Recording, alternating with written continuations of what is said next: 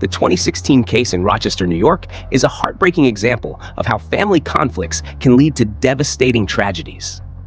Craig Rideout, a dedicated IT professional and father of 7, was brutally murdered by his closest family members.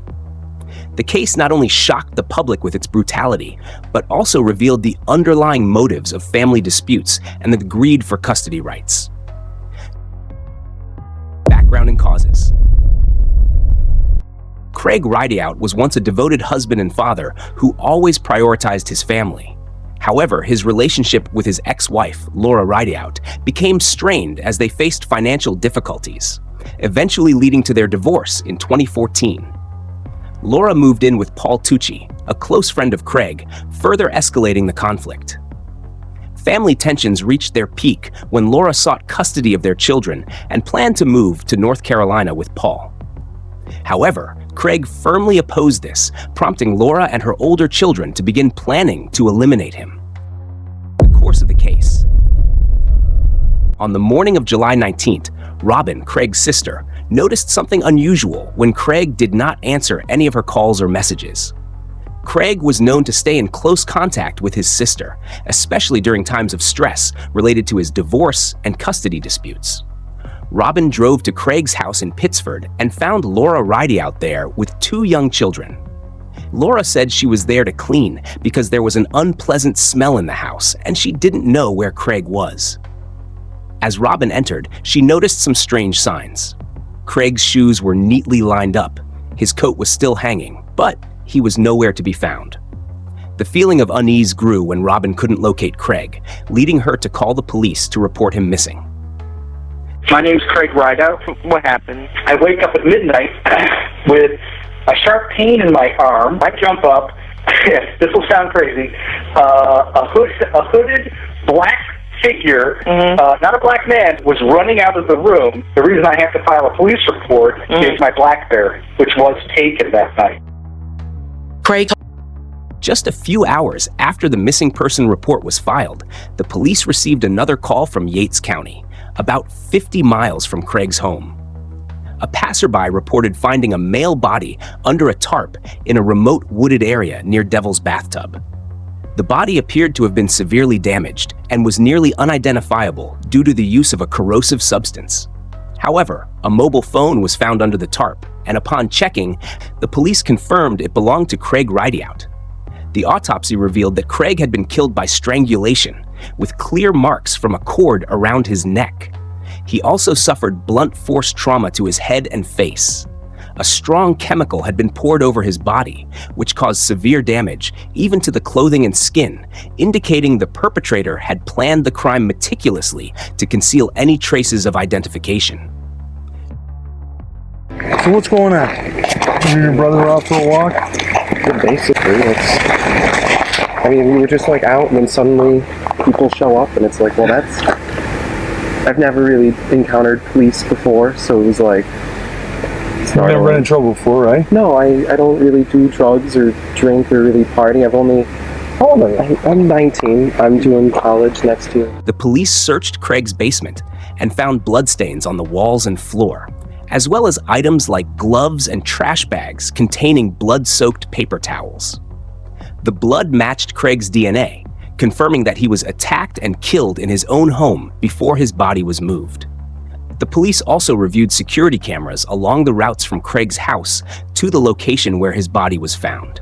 The cameras captured footage of 2 vehicles traveling together on the night Craig was killed, one of which was his minivan. These vehicles were later identified as being driven by the suspects. Through credit card transaction records, the police discovered that Laura and Colin had purchased the necessary items to carry out and conceal the crime, including strong acid used to destroy the body, a tarp used to wrap the body, rope and duct tape used to create the strangulation device, work gloves and a shovel used to handle the crime scene and bury the body. These items were purchased at different Walmart stores within 24 hours before and after Craig's death.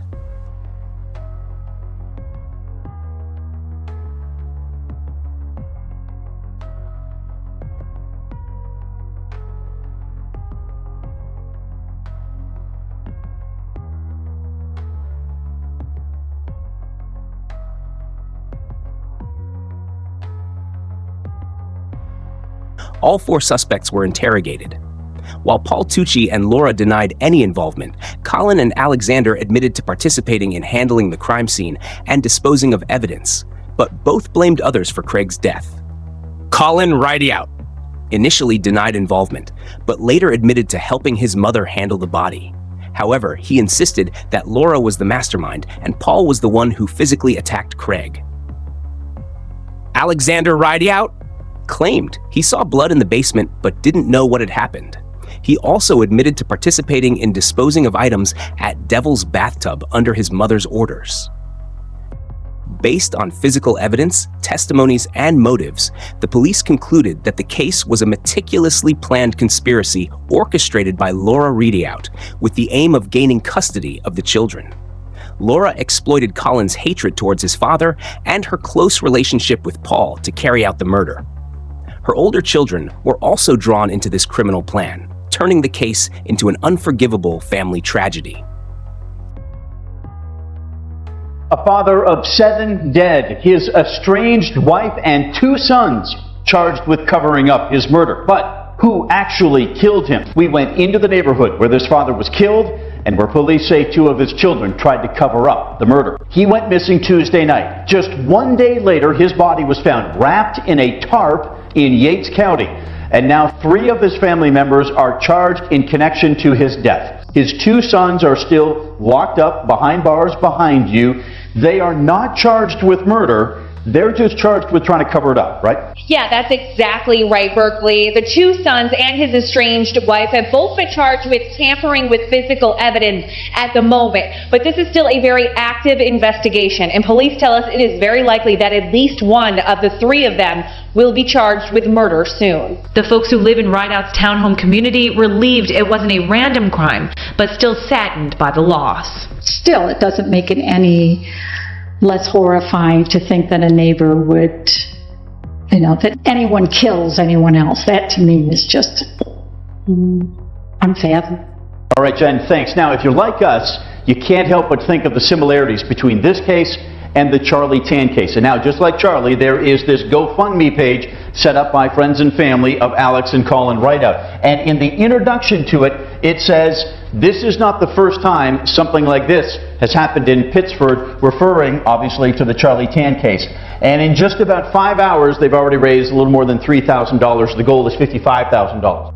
The trial and verdict. The Craig Rideout case went to trial in 2017, attracting significant public attention due to its brutal and complex nature. The trial not only uncovered the murder conspiracy, but also revealed deep conflicts within the Rideout family. 4 suspects, including Laura Rideout, Colin Rideout, Alexander Rideout, and Paul Tui, were all tried on various charges.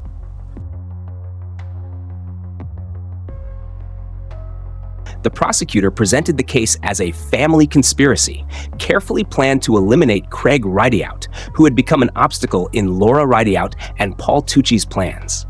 According to the prosecutor's argument, Laura Rideout, the mastermind who organized and coordinated the murder.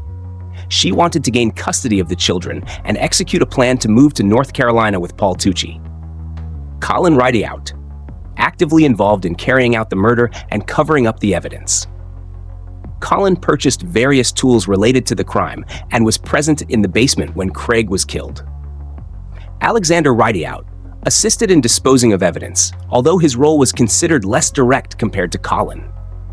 Paul Tui, accused of participating in the attack on Craig, and with his physical strength, he was believed to have assisted in moving the body and handling Craig in the basement. The prosecutor presented a strong array of evidence: DNA traces of the suspects on the body and items used to conceal the crime. Security camera footage showing Laura, Colin, and Paul purchasing the tools used in the murder. Receipts from stores and credit card transaction histories. News 10 NBC is breaking the story. Murder suspect Paul Tui is the focus of another investigation. Chief investigative reporter Berkeley Breen has learned exclusively that an expert is re-examining how Tui's wife died back in 2014. The trial lasted for 5 weeks, with more than 50 witnesses and 700 pieces of evidence presented. Each defendant's defense team tried to separate responsibilities and shift blame onto each other, creating a tense and conflicting atmosphere. Her defense lawyer argued that she was manipulated by her sons and Paul. Laura claimed that her role was only to try to control the situation after the murder occurred.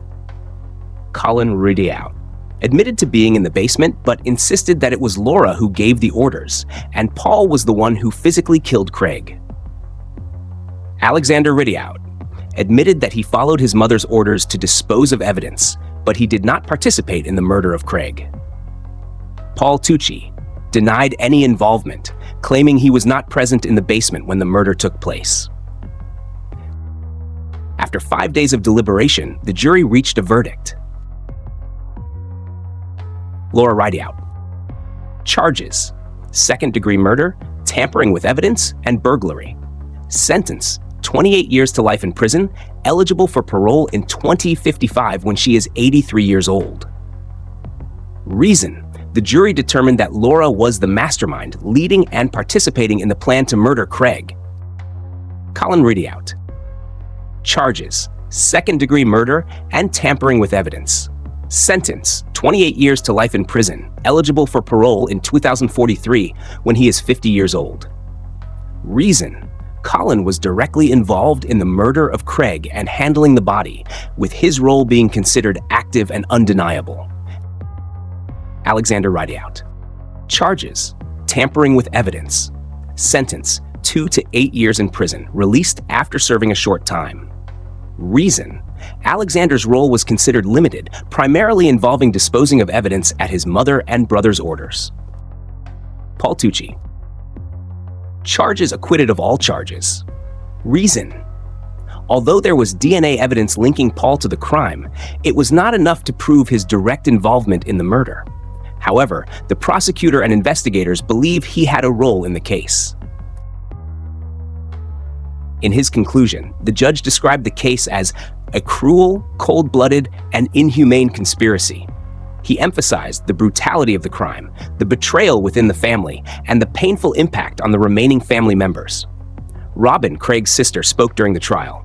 "I can't imagine that a mother could lead her children to participate in a plot to murder their father.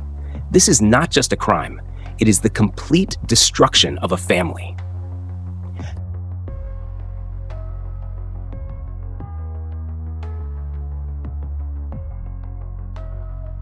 With regard to the sentencing of Laura Rideout for the murder of Craig Rideout, dear Judge Moran, I had the honor in January of 1993 to be a part of one of the best days of my brother's life, his marriage to Laura Basin. They were young, happy, and in love. Together they brought 7 beautiful children into this world. He loved each of them. Little did I know what the future would bring. It is beyond comprehension that 23 years later, I would find Laura in Craig's kitchen, and then that she would be found guilty of his murder, tampering with evidence, and burglary. She had left their marital residence 2 years prior. She had no rational reason to be there in his home that he had only just moved into with the 2 youngest children.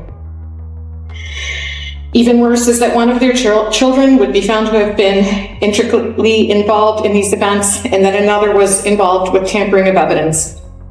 On top of that, Laura tried to involve their younger children in earlier events prior to Craig's death.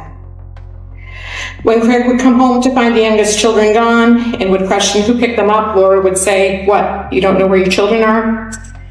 The final statement of this kind that I heard from Laura is when she looked at me while standing in Craig's kitchen saying, "I don't know where he is, but I knew it wouldn't be long before someone came looking for him." Knowing what I now know, I cannot believe the cruelness of that statement. Since my brother's killing, I have fought anxiety, depression, and stress, to the point that now experiencing a chronic pinched nerve requiring medication. I have been worried about not only my husband and all of our children and their response to this atrocity, but the effect that it has had on my mother. She has not only lost her son, but 2 of her grandchildren to jail and prison time. Not only that, but we have not had contact with the rest of my brother's children.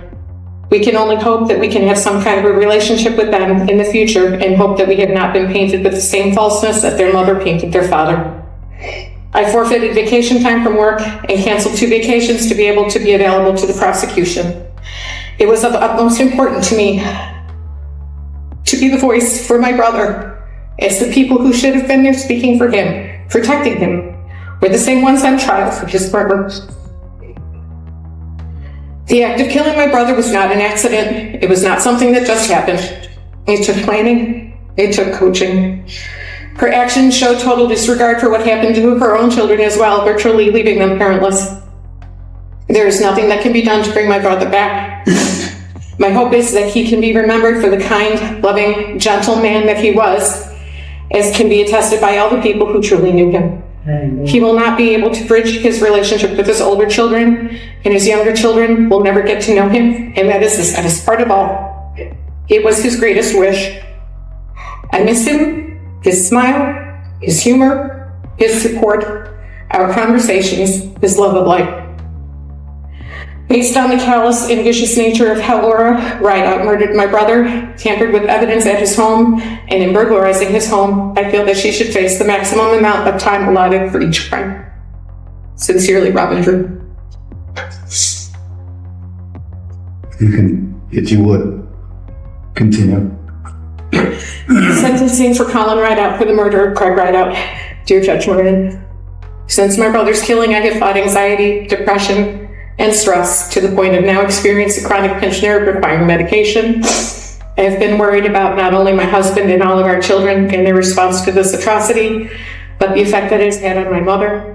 She has not only lost her son, but 2 of her grandchildren to jail and prison time. Not only that, but we have not had contact with the rest of my brother's children. We can only hope that we can have some kind of relationship with them in the future, and hope that we have not been painted with the same falseness that their mother painted their father. I forfeited vacation time from work and canceled 2 vacations to be able to be available to the prosecution. It was of utmost importance to me to be the voice for my brother, as the people who should have been there speaking for him, protecting him, were the same ones on trial for his murder. The act of killing my brother was not an accident. It was not something that just happened. It took planning. It took coaching. Colin's actions showed total disregard for what happened to his father and to his other siblings. He showed total disregard for the law. He was old enough to be able to know the difference between right and wrong and did not care. Even when given the opportunity to admit what had happened, he chose to rehearse lies rather than the truth. There is nothing that can be done to bring my brother back. My hope is that he can be remembered for the kind, loving, gentle man that he was, as can be attested by all the people who truly knew him. He will not be able to bridge his relationship with Colin or with his other children, and that is the saddest part of all. It was his greatest wish. I miss him, his smile, his humor, his support, our conversations, his love of life. Based on the callous and vicious nature of how Colin Rideout murdered my brother, tampered with evidence in his home, and tampered with evidence at Mendon Ponds Park, I feel that he should face the maximum amount of time allotted for each crime. Sincerely, Robin Drew. I know you're going to talk about Andrew now. If you want to go just to the part that relates to him, that's fine. Thank you. The act of tampering with evidence, not only at his father's home, but at Mendon Ponds Park, was not an accident. It was not something that just happened. It took planning. It took coaching. Alex's actions showed total disregard for what happened to himself as well as his other family members. Even when given the opportunity to explain what had happened, he chose the rehearsed lies rather than the truth. There is nothing that can be done to bring my brother back.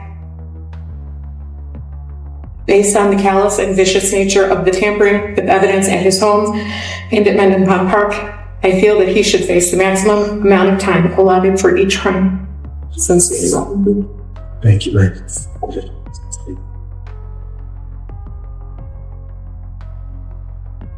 The trial ended with many unanswered questions.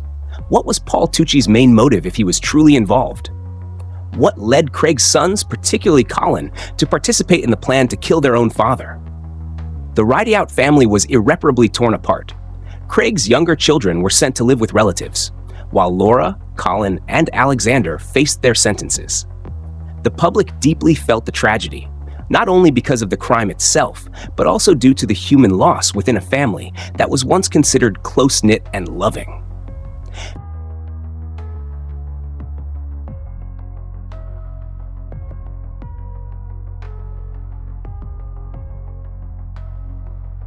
The Craig Rideout case left serious consequences for both the family and society. The Rideout family was irreparably torn apart. The younger children lost both their father and mother, while the older children were either sentenced or haunted by public opinion. Laura and Colin received life sentences. Alexander was sentenced for tampering with evidence, while Paul Tui was acquitted but still suspected of involvement. The community in Rochester was shocked by the crime, feeling heartbroken as a family, once thought to be close-knit, was torn apart by ambition and hatred. The case highlights the dangers of psychological manipulation, greed, and unresolved family conflicts. Despite the tragedy, the memory of Craig Rideout, a devoted father and exemplary citizen, is still maintained by his family and community, becoming a symbol of kindness and family peace. And it serves as a stark reminder of the destructive power of greed and family conflict. It is not just a personal tragedy, but also a lesson about the necessity of resolving conflicts through peaceful and legal means.